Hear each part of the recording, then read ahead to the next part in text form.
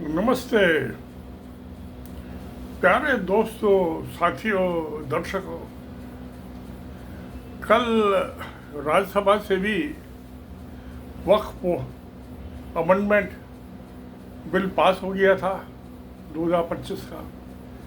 अब प्रेसिडेंट के जो राष्ट्रपति के दस्तखत तो होना मामूली प्रोसीजर की बात है, एक दो दिन में वो भी हो जाएंगे और कानून बन जाएगा, लागू हो जाएगा।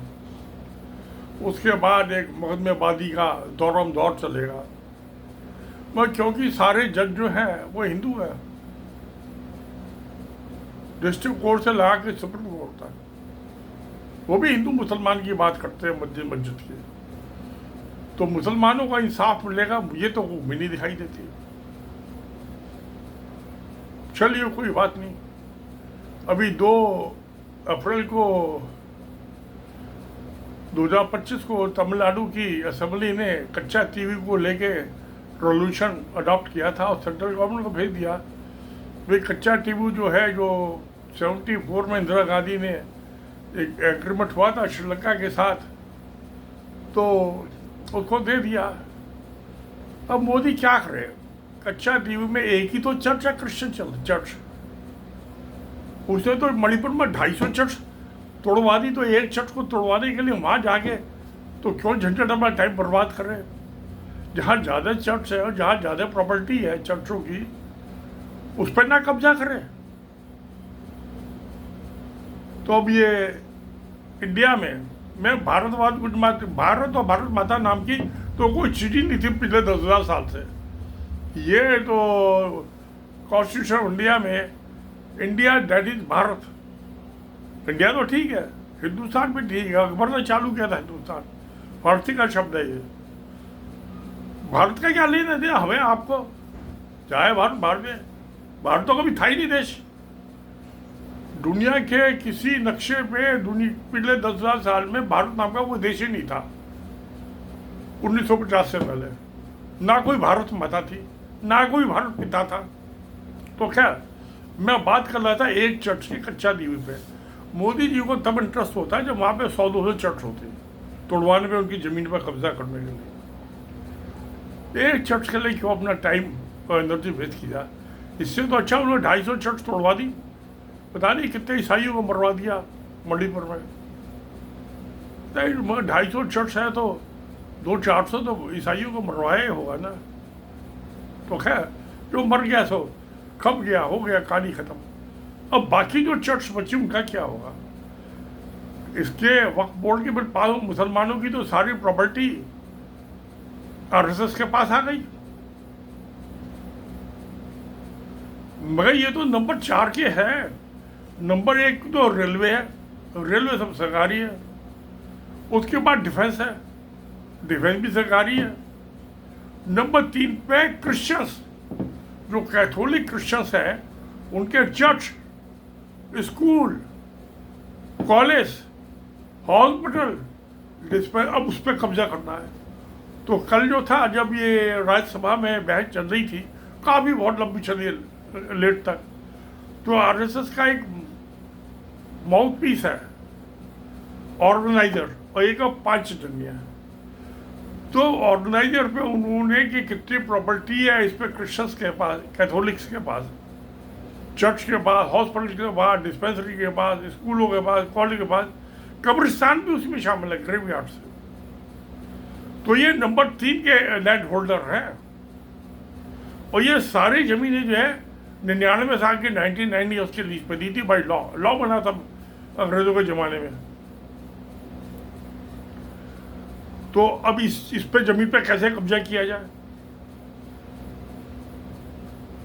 सवाल ये है, मुद्दा ये है, इशू ये है। ये भी होगा। अब जैसे वक्फ बोर्ड में नॉन मुस्लिम यानी कि हिंदू घुसा दिए सब जगह। जो हिंदू देवस्थान बोर्ड है उसमें मुसलमान या ईसाई कोई मेंबर नहीं है बोर्ड का, वक्फ में हो गया मुसलमानों में। ऐसी जो बुद्धिस्ट है, वो बोध गया में एक टेम्पल है बुद्धिस्ट का, उसकी मैनेजमेंट कमेटी में भी हिंदू है। अरे भाई, जब हिंदू मंदिरों की कमेटी में, मैनेजमेंट कमेटी में बौद्ध नहीं हो सकता, मुसलमान नहीं हो सकता, ईसाई नहीं हो सकता, तो बुद्धों में क्यों है हिंदू? कब्जा उनका। तो अब ये मामला अच्छा कल डाला था, वो हाथ क्या था, कुछ गड़बड़ हुई होगी, पता नहीं, सुबह हटा दिया वेबसाइट से राष्ट्रीय सेवा संघ की जो ऑर्गेनाइजर है। तो अगला नंबर जो है इसकी प्रॉपर्टी पे कब्जा।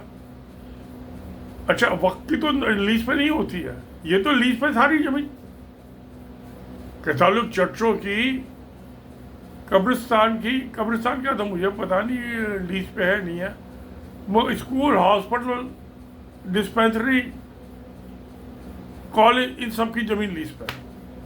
तो लीज तो सब एक्सपायर हो गई, 99 ईयर्स, तो 99 साल तो कभी के बीत चुके हैं। तो जैसे 99 ईयर्स की लीज पे चीन ने हांगकांग दिया था इंग्लैंड को, 99 हो गए तो पूरे हो गए, तो हांगकांग वापिस चाइना के पास। तो ऐसी ये जमीन जो है तो कानूनी मामला, भाई 99 ईयर्स हो गए तो जमीन वापिस दो, तुम्हारा क्या मतलब ईसाई होगा?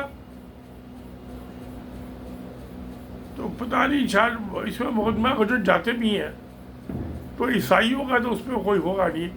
ऐसे जब अंग्रेज से अब तो 1-1.5%, जब ये 20 करोड़ मुसलमानों की ज़मीन पे कब्जा कर लिया, पार्लियामेंट ने कर दिया, तो ये 1-1.5 करोड़ ईसाइयों को कौन पूछता है, कैथोलिक्स को? तो देखिए पता नहीं क्या होता है। भाई इनकी आंखें यूरोप में बैठे हैं, क्योंकि ये कैथोलिक क्रिश्चियंस जो है ना, सबसे बड़ी कम्युनिटी है दुनिया में, बिगेस्ट। उसके बाद मुस्लिम्स हैं, उसके बाद बुद्धिस्ट है, चाइना, जापान वगैरह, थाईलैंड, सब। हिंदू तो थोड़े हैं, वह कब्जा सब पे कर रहे हैं। तो आरएसएस के कब्जे में ये भी आ जाएगी। अब मुसलमानों की तो जमीन आएगी सब वक्त के नाम पे, अब ये ईसाइयों की भी आ जाएगी। उसके बाद कौन बचेगा? कौन बचेगा दोस्तों? अब इसके तो इन्होंने मंशा दे दी है। मैं कई वीडियो देख रहा था इस मामले में पिछले 2-2.5 साल से, 3 साल से, कि ये जो इनकी ये लीज खत्म हो गई है, क्रिश्चियन के जो स्कूल थे, चर्च है, तो उनको उखाड़ो, चर्च को तोड़ो, डिमोलिश करो। जैसे अयोध्या में मस्जिद तोड़ दी, अब ये मथुरा की मस्जिद का पिछले 1 हफ्ते वहीं मोहन भागवत ने मीटिंग लेते रहे मथुरा में। उसके बाद आएगा नंबर इसका बनारस वाली का, और 30,000 इन्होंने मस्जिदें पहली सेलेक्ट कर ली हैं जिनको डिमोलिश करना, और 100 साल का प्रोग्राम। अब पिछले 100 साल में इन्होंने एक से अयोध्या की मस्जिद तोड़ी है, बाकी में बहुत चल रहे हैं। अब इन्होंने 30,000 आर्टिकल का अगले 100 साल में 30,000 मस्जिदें तोड़ेंगे, और उससे चालू होगी मथुरा की मस्जिद से। अब उसके बाद चर्च का नंबर रहेगा, वहाँ तो 250 क्या नाम है, ये चर्च तोड़ दिए मिजोरम में, किसी ने चू नहीं की, कोई यूरोपियन कंट्री नहीं आया। तो अब पता नहीं हिंदुस्तान में कितनी चर्च, वेबसाइट पे वो लिखा तो होगा, जब जमीन लिखी है कि कितनी जमीनें नंबर 3 के ये ऑक्युपायर है लैंड के, लीजी है ये, लेसर तो गवर्नमेंट दिया है, ये लीजी है। क्या हो सकता है स्टेट गवर्नमेंट से भी लियो लीज पे? तो इसको तो बड़ा कानूनी तौर पर आसान काम है, भाई लीज पूरी हो गई, खाली करो, हटाओ अपने चर्च, कब्रिस्तान, मुर्दे उखाड़ के ले आओ, जहाँ ले आना ले आओ, स्कूल डिमोलिश करो। बच्चे तो वैसे ही, एजुकेशन का स्ट्रक्चर तो बहुत घटिया है हिंदुस्तान में, तो मोदी पढ़ा लिखा ही नहीं है कुछ भी, आरएसएस के सारे ऐसे हुए हैं झबलू, पढ़े लिखे क्या जरूरत है। ये क्रिश्चियन स्कूल में एडमिशन तो क्वालिटी तो एजुकेशन है। वो LK अडवाणी जो था ना, लाल कृष्ण अडवाणी, वो भी कराची में मिशनरी स्कूल से पढ़ा था। आइए जो फॉरेन मिनिस्टर है ये, और क्या नाम है ये, कौन सा सरदार, ये सारे सेंट स्टीफन के पढ़े हुए हैं। हिंदू स्कूलों से कोई पढ़ता ही नहीं, मुस्लिम ना मदरसों से पढ़ते ना पाठशाला में पढ़ते। जिनको इसमें IPA कंपटीशन बैठना होता है वो सब क्रिश्चियन स्कूल में जाते हैं। तो अब दोस्तों क्या होगा ये मामला, अब ये तो आ जाएगा कानून 1-2 साल में, और ये तो बिल्कुल आसान काम है। ये फ्री होल्ड लैंड तो नहीं, लीज होल्ड लैंड है। तो लीज कंप्लीट हो गई तो जो लेसर की जमीन उसके बाद वापस, तो ये भी निपट जाएगा। अब ये ट्राइबल लैंड आदिवासियों की, जितनी माइनिंग के एरिया है, ये टाइगर रिजर्व बना दिया, कौन सा रिजर्व बना दिया, वो सारे जो माइनिंग के एरिया वो ट्राइबल लैंड में है। जंगल और जमीन ये ट्राइबल्स की है।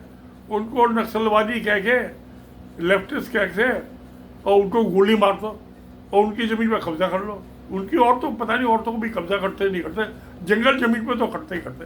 बहुत रेप के केस होते हैं वहाँ ट्राइबल इलाके में, कि पुलिस भेजते तो वो यही तो काम करती हो, करती क्या है। तो उनकी भी ज़मीन RSS की, जितनी सरकारी फैक्ट्री लग रही है, चाहे तो गवर्नमेंट की है, Rourkela steel plant, Bhilai steel plant, वो सारे ट्राइबल जमीन पे तो लगे हुए हैं। और ये मध्य प्रदेश में ये सब ट्राइबल इलाके की जमीन, तो उनकी जमीन पर सरकार का है ये, जो चूट चढ़ा कर मारो गोली, उसको नक्सलवादी कहो, नक्सलाइट कहो, लेफ्ट को मारो गोली, उसकी बीबी को उठा कर ले जाओ और जमीन रिश्वत लेके कॉर्पोरेट्स को दे दो। वो कॉर्पोरेट सरकारी है और प्राइवेट, बात तो दोस्त एक ही है। तो ये चला आ रहा है हिस्टोरिकल ट्राइबल जमीन पर कब्जा। तो चलिए दोस्तों, जो होना है होगा।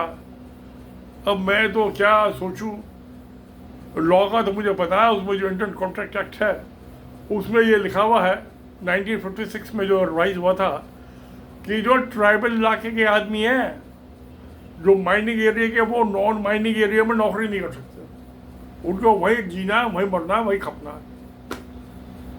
उसमें क्लॉज है, कोई कॉन्ट्रैक्टर है ट्राइबल इलाके के आदमी को अप्लाई नहीं कर सकता अपने कंस्ट्रक्शन जॉब पर। कैसा जुल्म हो रहा है ट्राइबल इलाकों के आदमी का।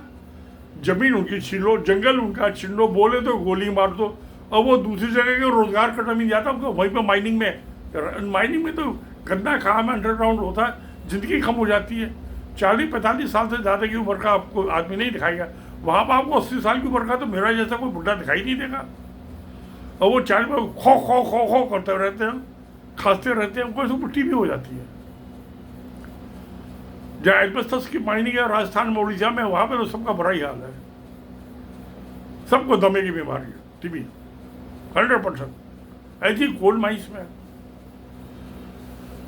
तो इतना जुल्म सितम हो रहा है इन ट्राइबल्स के साथ, जो बोले मारो गोली, देशद्रोही, गद्दार। अब मुसलमानों की तो जमीन सब कब्जे में आई गई, मस्जिद को द्वारे तो आई गई इनके कब्जे में, मदरसे वगैरह सब। अब ईसाइयों का बारी है अगली। तो चलो भाई, कर लो कब्जा, जो करना है कर लो। ये काट की हांडी कितनी दफे चढ़ाओगे, उधर चीन आ रहा और हिंदुस्तान के टुकड़े टुकड़े हो जाएंगे, कि तुमने तो बाज नहीं आना अपनी हरकत से। RSS ने पिछले 100 साल में इन्होंने हिंदू का क्या भला किया है। मैं तो ये पूछता हूँ, कितने आदमी को नौकरी दी है, मुझे तो समझ में नहीं आता। ये RSS ने 10% आदमी की भी भलाई की हो 100 साल में। हाँ, लूटा पाटा खप सबको है। अब 150-150 करोड़ की बिल्डिंग बना ली ऑफिस की, और 5-5 करोड़ के हर डिस्ट्रिक्ट में, यानी कि तकरीबन 750 डिस्ट्रिक्ट में करोड़ वो बना लिए अपने ऑफिस।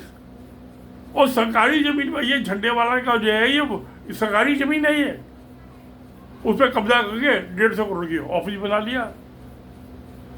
तो सरकारी जमीन पे कब्जा करो, ऑफिस बनाओ, ये ठगी का भ्रष्टाचार के पैसे से बिल्डिंगें बनाओ, हर डिस्ट्रिक्ट में ऑफिस बनाओ RSS का। ये हो रहा है। चलो दोस्त, जो हो रहा है देखते हैं क्या होता है। तो सत्यमेव जयते। नमस्कार, धन्यवाद।